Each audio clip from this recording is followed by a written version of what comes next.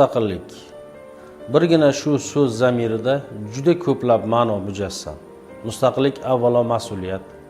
Mustaqillik bu shu yurt taraqqiyoti uchun, shu yurt ozodligi uchun ko'plab insonlarimizning, ko'plab ajdodlarimizning qahramonliklari, shu yurt taraqqiyot yo'lida, ozodligi yo'lida berilgan jonlarning yorqin namunasi.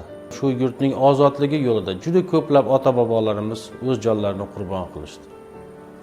To'maris, Shiroq, Sulton Jaloliddin Manguberdi, Muqanna va bunday ismlarni juda ko'plab keltirishimiz mumkin. Yurtimiz uzoq tarix davomida ko'plab bosqinchilarga nishon bo'lib keldi. Bizni mustaqilligimizdan ayirishga, bizni qul qilishga, bizni boyliklarimizga egalik qilishga juda ko'plab xalqlar harakat qildi. Bizning mard otalarimiz, jasur bobolarimiz hamisha mustaqillik uchun kurashishdi va bu kurash albatta ularning g'alabalari bilan yakunlandi. Bugun hur va ozod O'zbekistonni qurish o'z-o'zidan paydo bo'lgani yo'q. O'zbekistonning mustaqilligi o'z-o'zidan paydo bo'lgani yo'q. Mustaqillikni dastlabki yillariga e'tibor qaratsak, juda ham og'ir iqtisodiy, siyosiy keskin bir vaziyatda O'zbekiston mustaqilligi qo'lga kiritildi.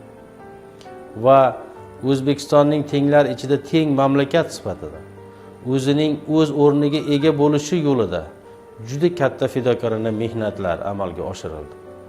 Bugun O'zbekiston dunyodagi rivojlangan davlatlar bilan tengma-teng bahslasha oladigan, ilm fanda, sanoatda, sportda O'zbekiston farzandlari hech bir mamlakatdan kam emasliklarini yaqqol namoyon qilishmoqda.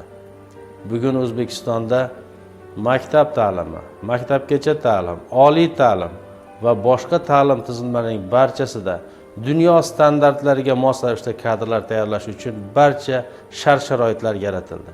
Yoshlarimiz O'zbekiston, yangi O'zbekiston uchun astoydil o'qimoqdalar, mehnat qilmoqdalar.